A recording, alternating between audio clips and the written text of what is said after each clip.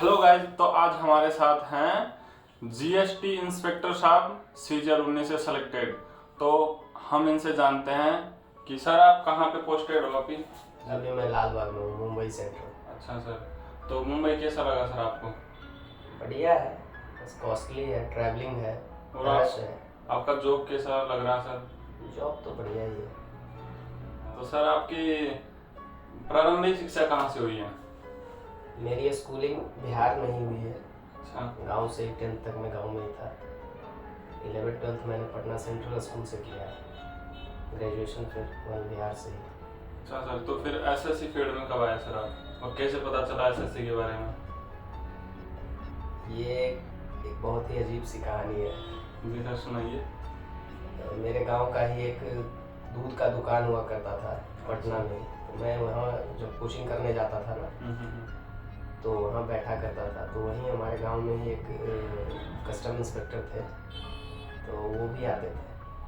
तो उन्हीं के थ्रू ये बात पता चली। अच्छा, तो उन्होंने बताया कि एसएससी। हाँ, मैंने बल्कि उनसे पूछा था कि आप इस पोस्ट पे कैसे आए, तो उन्होंने बताया कि एसएससी के थ्रू ही आते हैं। तो एसएससी के बारे में मुझे बिल्कुल जानकारी नहीं थी उसमें। तो ये 2019 आपका फर्स्ट अटेम्प्ट था सर? नहीं, फर्स्ट मेरा 2016 का था, जब मेरी ग्रेजुएशन हुई नहीं थी। अच्छा। मैं ग्रेजुएशन कर रहा था उसमें। अच्छा, मतलब आपने अपीयरिंग में? हाँ, अपियरिंग में दिया था मैंने। तो 2016 से आपका हुआ? नहीं, 2016 में प्रीलिम्स हुआ था, मेंस नहीं हुआ था मेरा। अच्छा, तो फिर 17 का दिया आपने? हाँ, 17 दिया, डॉक्यूमेंट वेरिफिकेशन तक हुआ, फाइनल मेरिट से आउट। 2018 का दिया, फाइनल मेरिट से आउट। अच्छा, फाइनली 19 में जाकर सिलेक्शन हुआ। 19 में आप जीएसटी इंस्पेक्टर होंगे। तो सर ये आपकी ड्रीम जॉब है? ड्रीम जॉब कह सकते हैं, क्योंकि 4600 ग्रेड पे तो एसएससी एस्पायरेंट्स के लिए ड्रीम जॉब ही होती है। बट लोकेशन के मामले में तो मैं थोड़ा सा कॉम्प्रोमाइज़ कर रहा हूँ यहाँ पे, क्योंकि दिल्ली में रहा 5 साल, तो मुझे दिल्ली अच्छा लगता है यहाँ से। तो आपका प्रेफरेंस कैसा था? पहले जीएसटी इंस्पेक्टर था या कोई और पोस्ट? पहले मैंने सीएसएस डाला था। अच्छा, सीएसएस। सीएसएस 524 रैंक तक शायद मिली थी, मेरा ऑल इंडिया रैंक 736 था। तो सर ये एसएससी के बारे में कुछ बताइए, आपने प्रिपरेशन कैसे की? मतलब मॉक्स दिया आपने? मॉक्स तो इनिशियली मैंने नहीं दिया, बल्कि एक अशोक वर्धन करके हमारे भैया हैं, गांव के ही हैं, तो उन्होंने बताया था पैरामाउंट कोचिंग के बारे में। उन्होंने कहा था कि यहाँ से निकल जाओ, दिल्ली चले जाओ, वहाँ अच्छी कोचिंग होती है। उस वक्त पैरामाउंट का काफ़ी अच्छा नाम भी था। तो आपने पैरामाउंट से कोचिंग हाँ, की तो हुई है? मैंने इनिशियली पैरामाउंट में ही एडमिशन लिया था। अच्छा। तो एक अंडरस्टैंडिंग बनी हमारी एसएससी को लेकर के, गवर्नमेंट एग्ज़ाम को लेकर के। उसके बाद फिर इंडिविजुअली मैं बताऊं तो मैंने भगवती सर एक है, मैथ के टीचर, बहुत अच्छे इंसान भी होंगे, मैंने उनसे मैथ पढ़ा। फिर अभिनय शर्मा से मैंने मैथ किया। अच्छा, और इंग्लिश कहाँ से की सर आपने?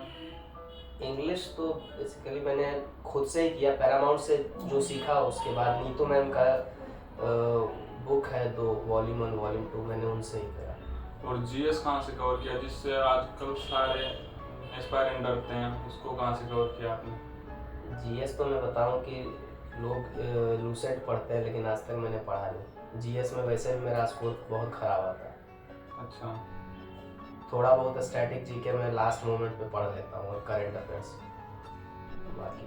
तो अभी के जो युवा हैं उनको कैसे क्या सलाह देना चाहेंगे आप कि कैसे मोटिवेट रहें?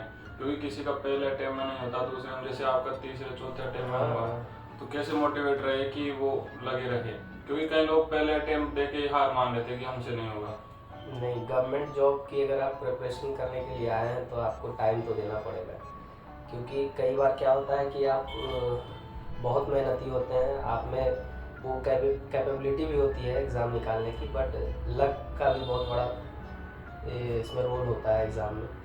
क्योंकि शायद वो जो 1 घंटा है आपका नहीं हो, अगर नहीं है तो फिर आप बाहर हो जाते हैं। तो लगे रहना, कंसिस्टेंसी चाहिए, हार्डवर्क चाहिए, डेडिकेशन चाहिए। सर आपके कितने मार्क्स थे मैथ में? मेंस वाले में 2019 में जी। मेरे वैसे मेरे थे 176 थे, नॉर्मलाइज करके 224 आए थे आउट ऑफ 200। 224 जी। आपका कब पेपर था सर 19 में? मेरा 16 नवंबर को था। अच्छा, और इंग्लिश में कितना स्कोर था आपका? इंग्लिश में मेरे थे 181।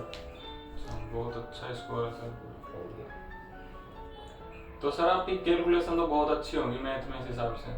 नहीं, वैसा कुछ नहीं है, शुरुआत में वैसा नहीं था, बस मैथ्स प्रैक्टिस मांगता है तो मैंने प्रैक्टिस ही करी है। अच्छा। और हर लोग वैसा ही करते हैं, कुछ लोगों के पास एक्स्ट्रा टैलेंट होता है तो वो तो। और सर आजकल क्या है ना, जो टॉपर्स को खरीदा बेचा जा रहा है उनके बारे में क्या कहना है आपका? नहीं, ये तो उनका पर्सपेक्टिव है, मैं इस पे क्या ही कह सकता हूँ। फिर अगर कोई कोचिंग वाले इस तरीके का बेनिफिट उठाना चाहते हैं, अपना प्रमोशन करना चाहते हैं तो वो कर रहे हैं, बट वैसे तो ये गलत है, क्योंकि आगे जो बंदा अभी 15 लाख या 5 लाख 10 लाख जितने में भी वो जा रहा है पैसे लेकर के, तो फिर डिपार्टमेंट के लिए, गवर्नमेंट के लिए क्या ही कंट्रीब्यूशन कर पाएगा। हाँ सर, जैसे अभी आपको हमने रिक्वेस्ट किया, आप तुरंत आ गए। कई लोग 15 लाख ले रहे हैं एक संस्थान से, दूसरे से 25 लाख ले रहे हैं, तो इसका प्रभाव पड़ेगा आगे करप्शन पे? बिल्कुल पड़ेगा, क्योंकि आप जिस विभाग में जा रहे हैं, जिस डिपार्टमेंट में आप काम करने के लिए जा रहे हैं एज अ पब्लिक सर्वेंट, और आप अभी से आपके मन में इस तरह की भावनाएं हैं कि मैं पैसे लेकर ये काम करूँगा, तो आगे भी आप करेंगे अगर आपको मौका मिलेगा। सर ये तो एक तरह से करप्शन की भावना डालना होगा। बिल्कुल, ये तो करप्शन को बढ़ावा देना है। तो सर आप डेली रूटीन कैसे बनाए थे जब आपने प्रिपरेशन की थी?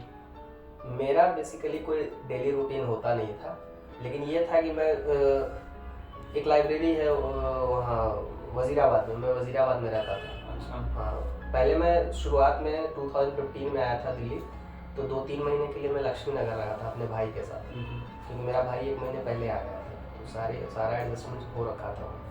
लेकिन फिर कोचिंग करने के लिए जाना पड़ता था मुझे मुखर्जी नगर, तो डिस्टेंस काफ़ी है, तो आने जाने में टाइम वेस्ट हो रहा था, तो मैं चला गया वजीराबाद, और वहाँ पे लाइब्रेरी भी ज्वाइन कर लिया, पैरामाउंट की कोचिंग चल रही थी। तो एक खासियत ये थी कि लाइब्रेरी खुलता था 5:30 के आसपास मॉर्निंग में, तो मैं लाइब्रेरी ओपन होने के पहले ही चला जाता था और रात के 9 बजे मैं घर आता था। तो इस तरीके से था, बाकी किसी चीज़ के लिए मैंने टाइम टेबल तो नहीं बनाया पर्टिकुलरली। अच्छा।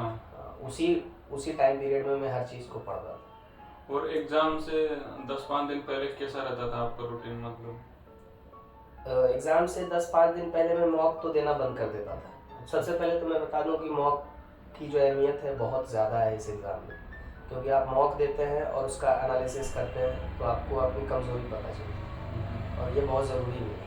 आप किस टेस्ट बुक के देते थे, किसके मॉक्स देते थे आप? 2018 के पहले तो मैं मॉक देता ही नहीं था। 2018 से जब आपका TCS ने एग्ज़ाम करवाना शुरू किया तो मॉक का थोड़ा सा ट्रेंड भी आया, तो मैं मॉक उस समय से देना शुरू किया मैंने। तो सबसे पहले जो मैंने मॉक दिया था सुपर मॉक्स दिया था रेमो सर का, और काफ़ी रिलेवेंट भी मुझे लगता था वो मॉक। फिर बाद में टेक्स्ट बुक को मैंने फॉलो किया, थोड़ा ग्रेड अप, टेक्स्ट बुक पे ज़्यादा फोकस फिर रहा है। अच्छा, तो मतलब मॉक्स देना बहुत इम्पोर्टेंट है। मॉक्स देना इम्पोर्टेंट है, उससे भी ज़्यादा इम्पोर्टेंट है उसका प्रॉपर एनालिसिस करना, अपनी कमज़ोरियों को देखना कि मैं कहाँ लैग कर रहा हूँ, ये इम्पोर्टेंट है। और सर जब आप एग्जाम देने जाते तो कई लोग क्या एग्जाम के प्रेशर में गलत कर बैठते हैं, तो आप प्रेशर को कैसे हैंडल करते थे? मेरे साथ भी होता था। मैं 2017 में मैं पोस्टल असिस्टेंट के लिए सेलेक्ट हुआ था, सुल्तानपुर में मेरी पोस्टिंग हुई। उसके पहले मैं काफ़ी डरा सा रहता था एग्ज़ाम हॉल में, क्योंकि मेरे पास कोई ऑप्शन नहीं था कि अगर एग्ज़ाम ख़राब होता है तो फिर मैं क्या करूँगा। फिर 1 साल मुझे वेट करना पड़ेगा, और SSC का तो आप जानते हैं कि 1 साल नहीं बल्कि आप 2-2, 3-3 साल वेट करना पड़ता है। अब थोड़ा सा प्रोसेस जो है वो स्ट्रीमलाइन हुआ है, बल्कि पहले तो था नहीं ऐसा, कोर्ट केस के चक्कर वगैरह। तो उस एग्ज़ाम को निकालने के बाद, उसमें सिलेक्शन होने के बाद प्रेशर जो है अपने आप मेरा कम हो गया। फिर जब मैं एग्ज़ाम में जाता था तो मैं कभी इस चीज़ को नहीं फेस करता था कि आगे क्या होगा, क्योंकि मेरे पास एक बैकअप ऑप्शन था, बैकअप प्लान।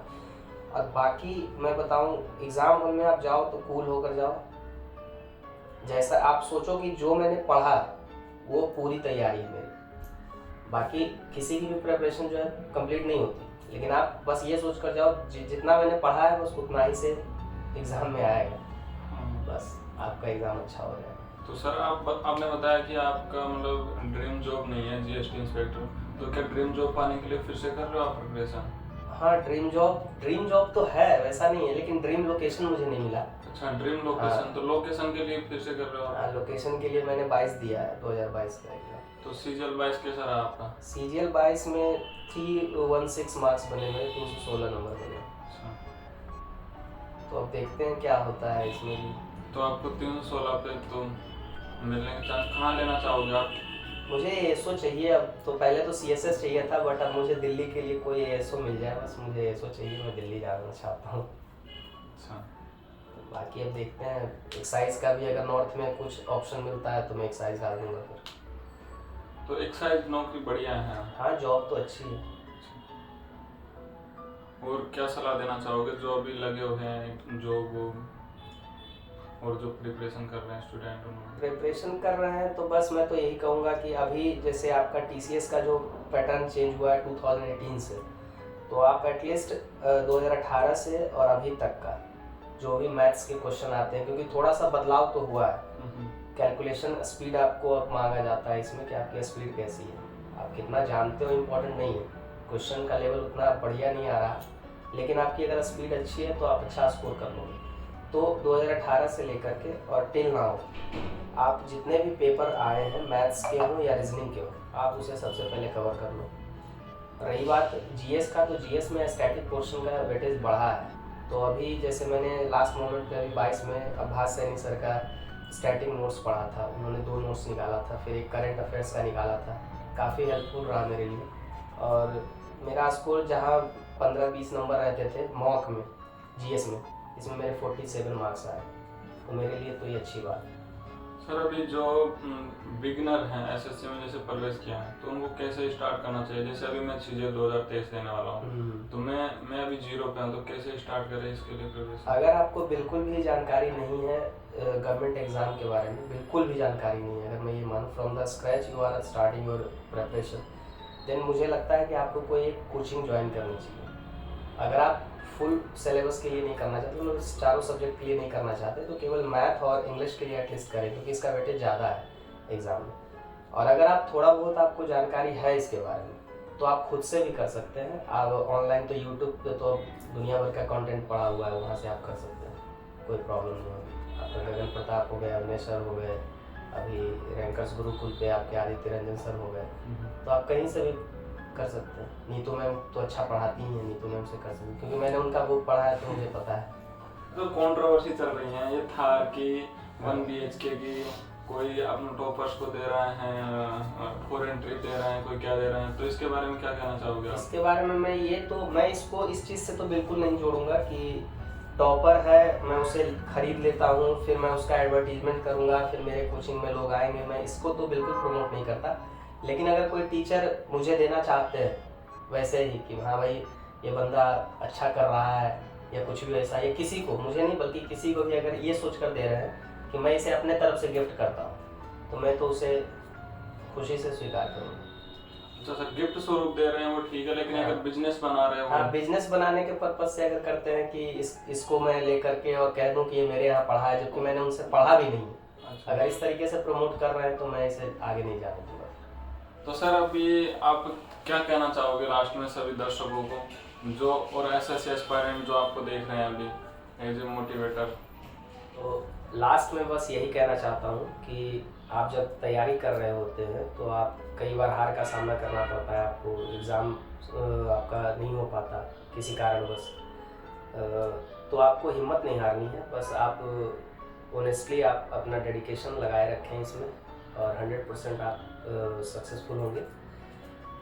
और सबसे बड़ी बात है कि जो भी गवर्नमेंट जॉब का तैयारी करने के लिए आते हैं, मैंने जहाँ तक देखा है कि वो मिडिल क्लास या लोअर मिडिल क्लास के बच्चे ही होते हैं, घर से होते हैं, तो उनके साथ तो कई सारी परेशानियाँ होती हैं, वो 1-2 एग्ज़ाम नहीं निकलता तो फिर वो ज़्यादा डिमोटिवेट हो जाते हैं। तो हिम्मत नहीं हारो दोस्त, बस प्रिपरेशन अपना कंटिन्यू रखो, आप 100% सक्सेसफुल हो जाओगे।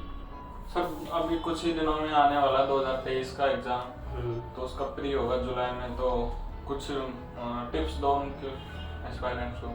अभी से आप क्या करो कि अब चूँकि अब जो आपका प्रीलिम्स एग्ज़ाम है उसका तो वेटेज उतना रहा नहीं क्योंकि क्वालिफाइंग है, तो आप अपना प्रिपरेशन अभी से कंटिन्यू रखो। जो भी मॉक टेस्ट है, सबसे ज़्यादा तो मैं कहूँगा अभी से मॉक्स लगाने शुरू कर दो, और डेली एक मॉक अगर आप दे सकते हो घंटे भर का तो दो, और उसका एनालिसिस करो, और उससे जो आपको कमी लगती है कि हाँ मैं यहाँ लैग कर रहा हूँ, उस पर काम करो। बाकी तो कोई ज़रूरत है नहीं। एग्ज़ाम के टाइम पे क्या करना है, अभी थोड़ा थोड़ा अगर करंट अफेयर्स पढ़ते हैं तो पढ़ते रहिए, बाकी एग्ज़ाम के टाइम भी आप 5-7-10 दिन में करंट अफेयर्स कर सकते हैं। PDF कई अवेलेबल होते हैं मार्केट में। चलो सर, थैंक यू आपका हमारे शो पे आने के लिए और एस्पायरेंट्स को मोटिवेट करने के लिए। बहुत बहुत धन्यवाद। Thank you.